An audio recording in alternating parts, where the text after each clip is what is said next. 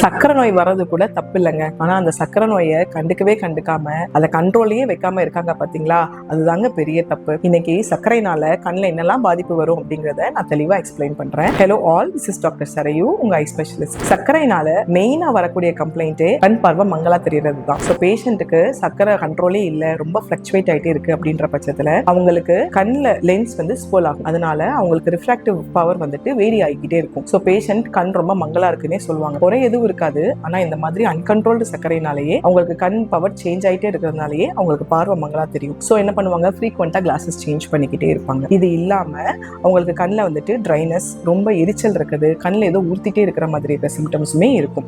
சர்க்கரைனாலே dryness ரொம்ப ஜாஸ்தியா இருக்கும். அது ரிலேட்டடா இருக்கிற சிம்டம்ஸுமே ரொம்ப அதிகமா இருக்கும். ரிப்பீட்டடா அவங்களுக்கு கண்ணில் கட்டி வந்துட்டே இருக்கும். அதாவது ஐலிட் இன்ஃபெக்ஷன்ஸ் ரொம்ப ரெக்கரண்டா வந்துகிட்டே இருக்கும். நைட் டிரைவ் கொஞ்சம் டிஃபிகல்ட்டா இருக்கும். இது இல்லாம ரொம்ப லாங் ஸ்டாண்டிங்கா சர்க்கரை இருக்கிறவங்களுக்கு ரெட்டினா அஃபெக்ட் ஆகும். ஸோ அது அஃபெக்ட் ஆகும் போது அதுக்கு பேர் தான் நம்ம டயபெட்டிக் ரெட்டினோபதின்னு சொல்றோம். ஸோ இதுல நிறைய ஸ்டேஜஸ் இருக்கு.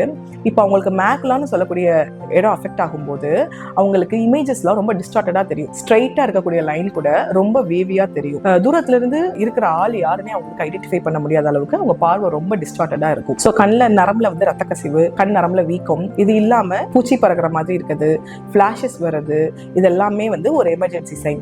இது ரெட்டினல் டிட்டாச்மெண்டா கூட இருக்கலாம். இந்த மாதிரி இன்னும் சொல்லிட்டே போகலாங்க. ஸோ உங்களுக்கு ரொம்ப வருஷமா சக்கரை வியாதி இருக்கு, இல்ல சக்கரவாதி கண்ட்ரோலே இல்லாம இருக்கு அப்படின்னா இமிடியேட்டா உங்க பிசிஷியனை கன்சல்ட் பண்ணுங்க.